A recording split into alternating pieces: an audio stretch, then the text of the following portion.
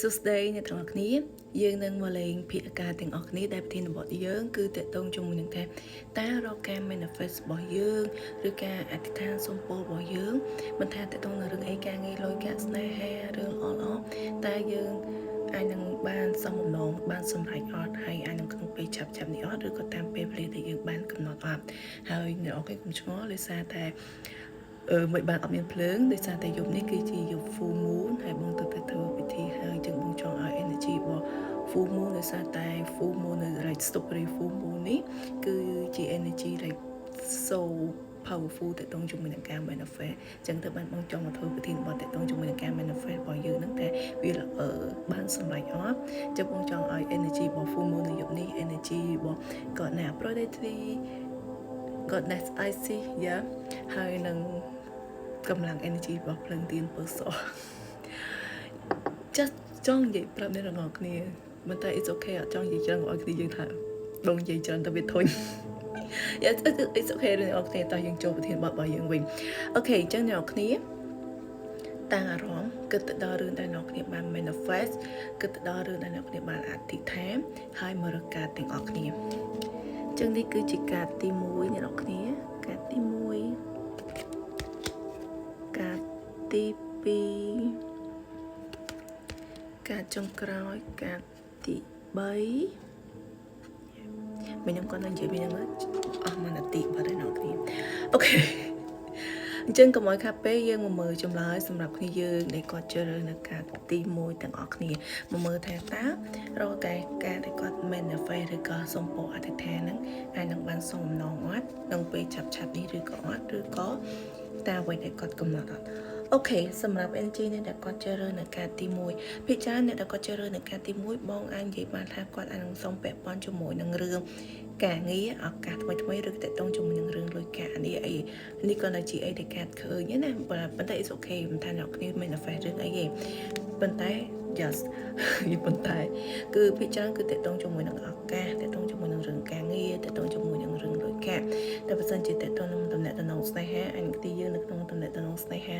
ដែលអត់ច្បាស់លាស់លើពីបែបយើងមាន emotional យើងរៀងគិតច្រើនអីចឹងណាអញ្ចឹងបើសួរថារកការ manifest រកការអធិដ្ឋានសុំពររបស់យើងវាអាចនឹងបានជោគជ័យអាចនឹងសមបំណងអត់នៅក្នុងកាប់គេថាអាចនឹងសមបំណងអ្នកគ្នាអាចនឹងសមបំណងឲ្យតែអ្នកគ្នាធ្វើអារម្មណ៍ឲ្យល្អហើយជឿលើការ manifest របស់យើងជឿលើខ្លួនឯងជឿលើអារម្មណ៍ខ្លួនឯងជឿលើការអធិដ្ឋានអ្នកគ្នានឹងទទួលបានដំណឹងហើយដំណឹងដែលអ្នកគ្នាទទួលបានវាអាចនឹងនៅក្នុងចាប់ពីខែ7ឡើងទៅអញ្ចឹងមានន័យថាខែ7ខែ8ខែ9ខែ10អញ្ចឹងអ្នកគ្នានឹងទទួលបានដំណឹងហើយអញ្ចឹងមិនថាអ្នកគ្នា manifest ពាក់ព័ន្ធជាមួយនឹងរឿងអីនឹងបានសម្រេចប៉ុន្តែវាអាចនឹងនៅក្នុងចាប់ពីខែ7ឡើងទៅនេះអីដែលកាត់បង្ហាញអូខេអញ្ចឹងយើងមកមើលសម្រាប់ energy នៃដែលគាត់ជ្រើសរើសនៅកាត់ទី2តកតងជាមួយនឹង energy នៃដែលគាត់ជ្រើសរើសនៅកាត់ទី2បើសួរថារកការ manifest របស់យើងរកការអធិដ្ឋានរបស់យើងអាចនឹងបានសម្រេចបានអាចនឹងបានសម្រេចអាចសំណងអត់ក្នុងពេលឆាប់នេះឬក៏អត់អូខេសម្រាប់ energy នេះដែលគាត់ជ្រើសរើសនៅការទី2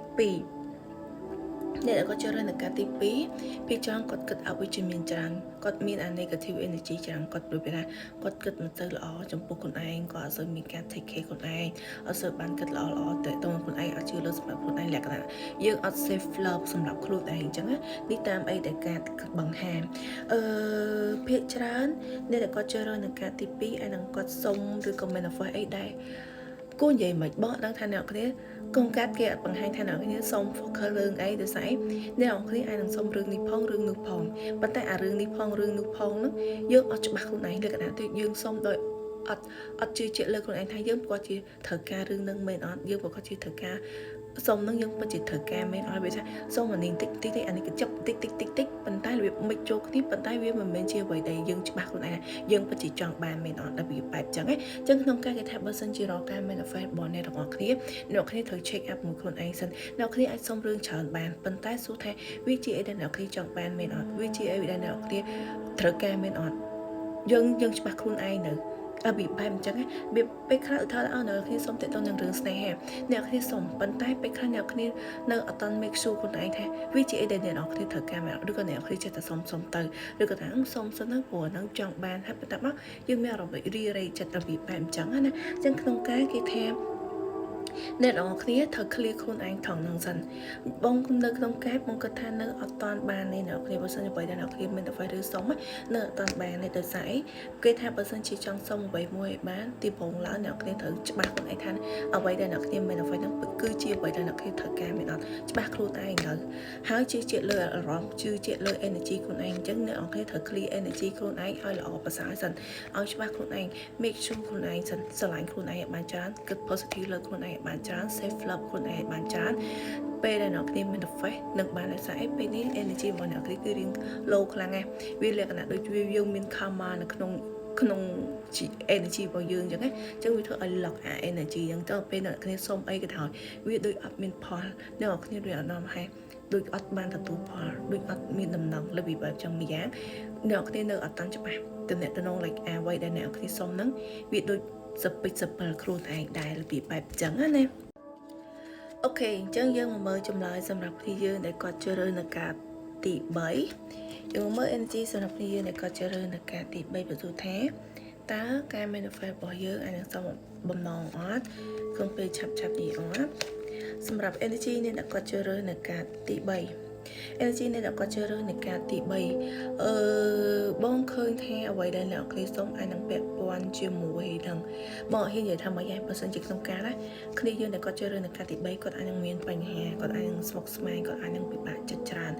វាលក្ខណៈដូចថាជីវិតគាត់ down មែនទែនប៉ុន្តែរឿងការងារលុយកាក់ស្នេហាគ្រប់យ៉ាងវាដូចមានតែបញ្ហាដូចច្បុកច្បល់រហូតដល់យើងមានអារម្មណ៍ថា low energy ខ្លួនឯងអស់ខ្យល់ពីខ្លួនណាលើពីបានអញ្ចឹងការសុំនៅអ្នកគ្នាសុំឲ្យនឹងពាក់ព័ន្ធជាមួយនឹងឲ្យជីវិតល្អប្រសើរជាងមុនឲ្យខ្លួនឯងឲ្យនិយាយថាមានតែរឿងល្អចូលមកឬក៏តាក់ទងជាមួយនឹងរឿងលុយកាក់ភាគច្រើនបង focus បងឃើញពាក់ព័ន្ធជាមួយនឹងឱកាសតាក់ទងជាមួយនឹងរឿងលុយកាក់ច្រើនឬក៏តាក់ទងជាមួយនឹងការឲ្យគាត់បានបើចេញពីរឿងអស់នឹងអញ្ចឹងណាវាដូចចង់ស្រាយចំណងខ្លួនឯងចេញពីអ្វីដែលគាត់កំពុងតែជួបហ្នឹងណាអានេះអីដែលបងឃើញប៉ុន្តែដូចបងនិយាយចឹង whatever អ្នកនរគ្នា manifest ពាក់ព័ន្ធជាមួយនឹងអីចាប់ផ្ដោតទៅលើអ្វីដែលអ្នកនរគ្នាជ្រើសរើសការទៅអត់បញ្ហាទេបើសិនជាតេតងនឹងរឿងស្នេហាបងគិតថាគ្នាយើងប្រហែលជានឹងសុំតេតងជាមួយនឹងការត្រឡប់មកការតេតងមកពីដំណើរគេម្នាក់yes នេះគឺជាអីដែលបងឃើញបើសួរថាការរកការ manifest ឬក៏អធិដ្ឋានរបស់អ្នកគ្នាអាចសមបំណងអត់នៅក្នុងការគេថាអាចនឹងសមបំណង70 ទៅ 80% ដោយសារអីបើសិនអ្នកគ្នាសុំតេតងរឿងការងារលើការស្នេហាជាអ្នកគ្នាអាចនឹងមានឱកាសមួយពាក់ព័ន្ធជាមួយនឹងឱកាសថ្មីឬក៏តេតងថ្មីវាអាចនឹងបានមួយអត់មួយរបៀបបែបអញ្ចឹងប៉ុន្តែក្នុងការគេថាឲ្យយើងគិតអីដែល positive ទី1ទី2ឲ្យយើងអធិដ្ឋានជាមួយនឹង universe like សុំជាមួយនឹង universe ទី2គេឲ្យយើងរៀបដូចយើងអធិដ្ឋានក្នុងចិត្តនឹកទៅដល់អ្នកដែលយើងគោរពបូជាដូចជាដូនជាតាយើងឬក៏សូត្រធម៌មុនចូលគេងសូត្រសាពះក្បាលតនេគេឲ្យសុំនៅអ្វីដែលអ្នកគ្នាចង់បានរបៀបដូចពាក់ព័ន្ធជាមួយនឹងឲ្យយើងមានenergy រឿងអស់នឹងសមាធិអីចឹងទៅឲ្យយើងមាន energy រឿងឡើងមកវិញមករកការ manifest របស់អ្នកគ្នានឹងបានជោគជ័យនឹងមានដំណឹងនឹងសមបំណងអ្នកគ្នាអានេះអីដែលឃើញតែបើសួរថាអានៅក្នុងរយៈពេលប៉ុណ្ណានៅក្នុងការអ្វីដែលបងឃើញវាអាចនឹងអត់តាន់ឡើយអ្នកគ្នាវាអាចនឹងរៀងត្រូវការ take time ព្រោះរឿងដែលអ្នកគ្នាកើតឡើងមកនេះបងឃើញគ្នាយើងខ្លះអាចនឹងមានបញ្ហាតាំងពីខែ3មកអាចនឹងសុំ manifest តាំងពីខែ3មកប៉ុន្តែខែ3ខែ4ខែ5នេះវាអត់មានដំណឹងអញ្ចឹងវាអាចនឹងស្ងាត់អញ្ចឹងមើលឃើញជាក្នុងការវាអាចនៅក្នុងរយៈពេល6ខែទៀតឬក៏8ខែទៀតបន្ទាប់ពីនេះទៅអញ្ចឹងអ្នកគ្នាអាចនឹងមានដំណឹងប៉ុន្តែដូចបងប្រាប់អញ្ចឹងព្យាយាមធ្វើដូចតែបងប្រាប់ដើម្បីនាំ energy ល្អចូលមកខ្លួនវិញដូចរាសីយើងអន់ណារាសីយើងដាក់ដល់ពេលអញ្ចឹងយើងធ្វើអីវាអត់បានល្អជោគជ័យអញ្ចឹងឲ្យយើងមាន energy ល្អសិនឲ្យយើងមានរាសីសិនអញ្ចឹង energyអ្វីដែលយើងមាន face វាអាចនឹងសមម្ដងតែត្រូវចាំថាវាអាចនឹងបានមួយអត់មួយអញ្ចឹងបដោតទៅលើអ្វីដែលអ្នកគ្នាចង់បានតែមួយសិនមកថាអ្នកគ្នាចង់បានអីហើយទៅធ្វើដូចបងប្រាប់ណានិយាយរងថ្ងៃ manifest រងថ្ងៃហើយអធិដ្ឋានសុំពោមុនយើងចូលគេអញ្ចឹងទៅជាមួយនឹងរឿងមួយនឹងដែលអ្នកគ្នាចង់បានអញ្ចឹងវាអាចនឹងមានភាគរយច្រើនដែលយើងអាចសមបំណងជាមួយនឹងរឿងមួយហ្នឹង